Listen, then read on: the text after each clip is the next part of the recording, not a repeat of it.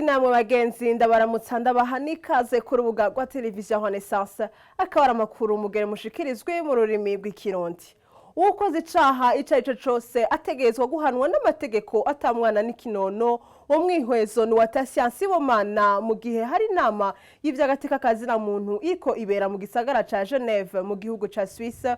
Uyu muvugizi w'umugambwe UPRONA utemewe n'ubutegetsi bw'Ubujumbura asaba abayitavye ko bobanza bakiga icatumye agateka kazina muntu gahonyangwa. Tumukurikire. Nk'uko bavuga mu Gifaransa, la meilleure prévention c'est la répression.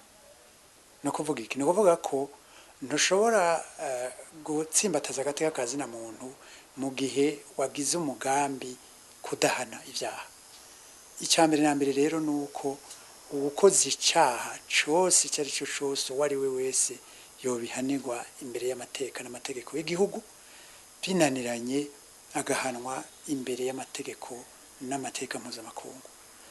Ico ni cambere. Ica kabiri nuko icatumye ivyo vyaha biriko birakorwa mu Burundi biba, icatumye iryo honyangwa cy'agateka kazina muntu mu Burundi risasigwa indava nuko hari umugambi uri ku butegetsi CNDD-FDD na cane Petero Nkurunziza bafashe intumbero yo gusenya amasezerano y'Arusha n'ibwirizwa nshingiro mu kushikiriza Petero Nkurunziza akabandanya atwara kandi atarabifitiye uburenganzira turavye mu mategeko abirahambaye agenga Burundi.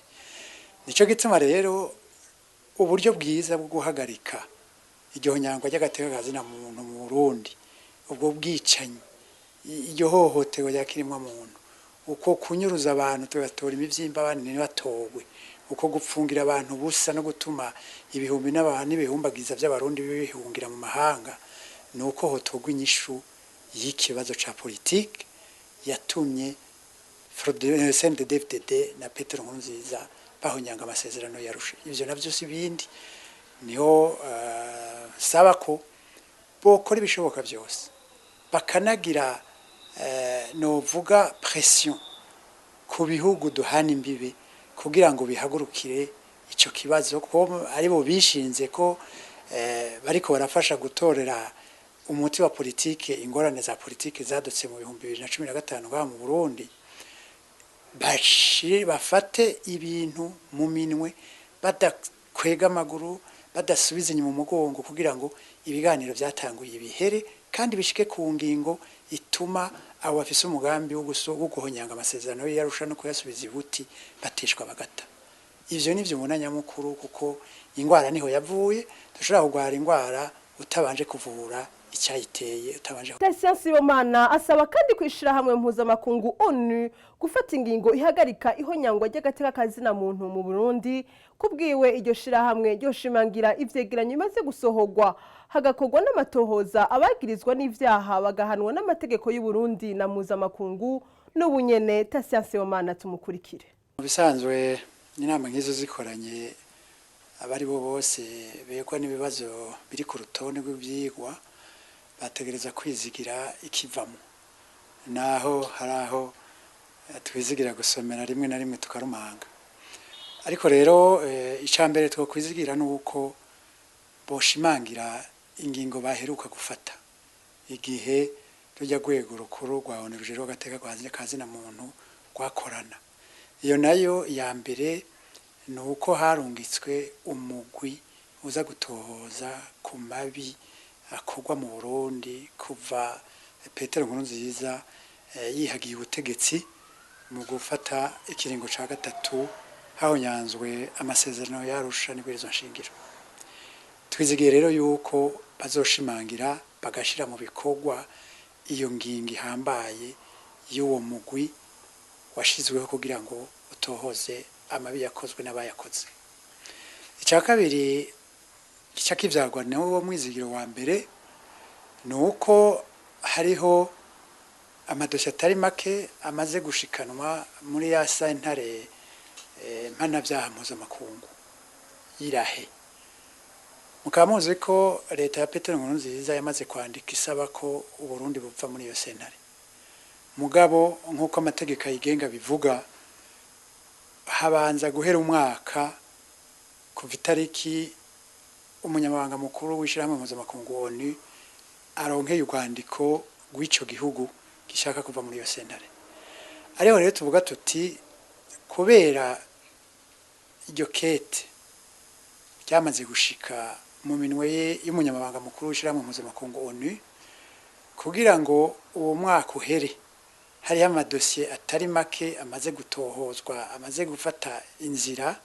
Twibaza rero ko aka kanama kariko karabera Geneve kazoshimangira kugira ngo ayo madosiye akogwe koko ayafata intumbero abaje imbere ya sentare mpuzamakungu mpanavyaha babone kujayo. Mu ncamake nivyo nobona, ariko rero ahakuru y'ivyo nuko hofatwa n'ingingo zituma ako kabi kabishe ko guhonyanga agateka kazina muntu mu Burundi gahagarara, kuko ivyabaye byarabaye. Dukeneye ko bitohozwa bigahanwa n'amategeko y'igihugu n'amategeko mpuzamakungu, mugabo igihambaye cyane nuko vyohagarara ntibibandanye.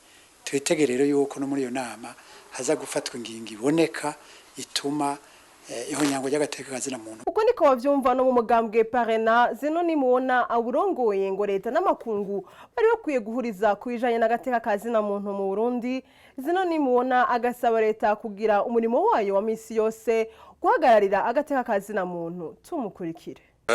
Nkuko twagiye turabibona mu minsi yahera, ndihoba impari vy'uko abo muri ONU bavuga ngo bimeze uku, abo muri leta ngo sivyo. Bateza guhuza kuko kuvyerekeye agateka kazina muntu ni umurima rusange wa leta n'amakungu.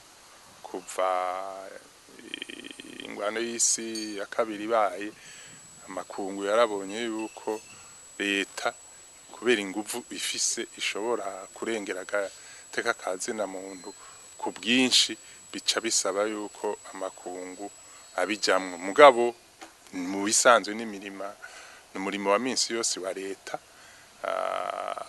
guhagararira agateka kazina muntu.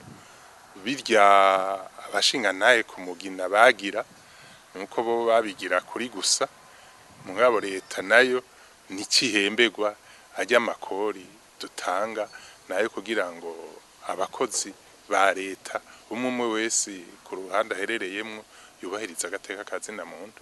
Nuko leta yomenya ko ari cyo ijejwe, izije kumenya ko ari cyo ijejwe.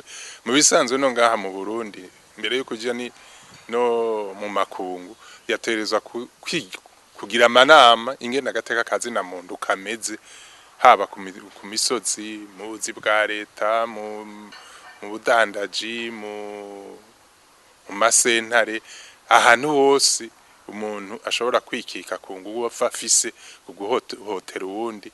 Leta yateza kugirisha inama rukokoma kuvyerekeye agateka kazina muntu kuko n'ikideni n'iki. Yarize none mubona arongoye umugambwe Parena kubijanye n'amagara y'abantu. Ingwara ya malaria yaremejwe kuva ku munsi wa mbere nk'ingwara y'ikiza mu Burundi. Umushikiranganje w'amagara y'abantu no kugwanya ikiza sida muganga Josiane Nijimbere kuva mu mwaka uheze w'ibihumbi 2016 gushika uno munsi abantu bagera ku miliyoni 10 nibo bamaze gufatwa n'iyo ngwara ya malaria. Ubwo bushikiranganje bw'amagara y'abantu bufadikanyije n'ababufasha ngo ariko bararaba icokogwa vyihuta. Kurikira Josiane Nijimbere, umushikiranganje w'amagara y'abantu no kugwanya ikiza sida. Ces dernières semaines, des informations faisant état d'une augmentation anormale des cas de paludisme dans le pays. Mu ndwi ziheze twashoboye kwegeranya amakuru aho twabonye ko ikiza ca malaria congerekanye mu gihugu vyashizwe ku mugaragaro n'ivyemezo vyinshi. Hariho ibimenyesha makuru bikorera mu gihugu, ubutegetsi bwegereye abanyagihugu, amashirahamwe n'ibindi. Kuri ivyo vyemezo vyose twaronse vyakozwe n'abahinga, ishiramwe mpuzamakungu iraba ivy'amagara y'abantu OMS hamwe n'ibiraba uko ikiza ca malaria ciyongera mu gihugu. Ubushikiranganje bw'amagara y'abantu hamwe no kwirinda sida bemeje uno munsi ko Uburundi buhanzwe n'ikiza ca malaria. Kuri ubu rero ikigo kijejwe kuraba ivyibiza kiri kumwe n'ishirahamwe mpuzamakungu rijejwe amagara y'abantu byashize ku mugaragaro ibiharuro bifadika 1,869,484 vy'abantu banduye ingwara ya malaria mu mwaka uheze w'ibihumbi 2016. Yafasha hanini intara zo mu burengero hamwe n'iz'uburengero zishira ubuseruko. Hariho rero uburyo bwashizweho bwo kugwanya ico kiza mu buryo bwinshi bikiriko birasozerwa, bukaba buzokoreshwa mu guhimiriza abanyagihugu mu buryo bwose. Ubwanyuma rero no guhimiriza abanyagihugu mu buryo bw'ibikoresho bisanzwe bikingira ico kiza hamwe no kwitanga k'umuntu wese. Hagiye no gutumwa ko vyihuta imiti hamwe n'ibindi bikoresho bikingira iyo ngwara ya malaria isanzwe yaribasiye abanyagihugu. Turateganije gutanga imiti mu ntara zimaze gufatwa n'ico kiza hamwe no kuvurira hamwe ku ntara zibasiyemwo ico kiza. Nayo ishirahamwe gishinze kugwanya igiturire hamwe n'isesakugwa ry'amatungo ya leta Olicom rimenyesha ko rinejerejwe no kumva ko umushikiranganje yamenyesheje ko indwara ya malaria ari kiza mu Burundi. Gabriel Rufyiri ari mu bari basemereye asaba ko malaria yofatwa nk'ikiza mu Burundi, amenyesha ko yiteze kubona leta ikoresha ingufu zose zishoboka kugira ico kiza gishobore kugabanuka. Kurikira Gabriel Rufyiri twamwakuye ku murongo wa telefone.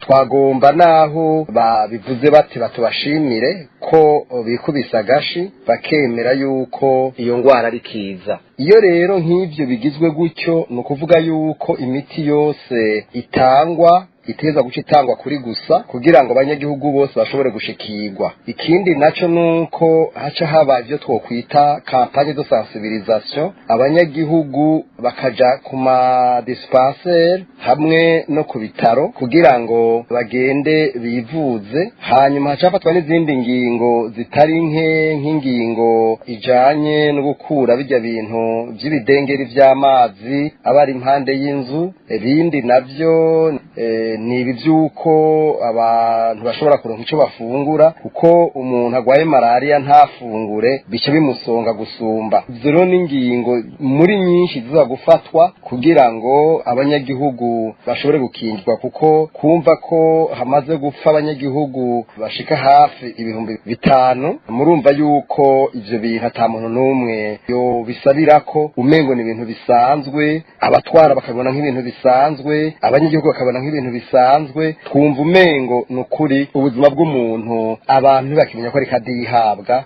kandi ko ari amazi aseseka ntibayore. Ikindi twagomba kuvuga nuko ubu uya hakwiye guca hatunganywa inama yihuta cane kandi cane. Iyo nama twebwe twosaba yuko yoba mu kwezi nyene kandi biroroshe birashoboka, hanyuma kugira ngo ivyo bintu byose bibuze bitahari, ari imisegetera, ari imiti ya malaria, ari n'ibindi byose bikenewe, abantu bose bafasha muri ico gisata bagaca baja hamwe kugira ngo umwe wese ace yemera icyo yotera kugira ngo ivyo bintu bigende neza. No kuri no nkuru dusoreje ko amakuru yacu. Murakoze cyane kubona mwadukurikiye naho ubutaha.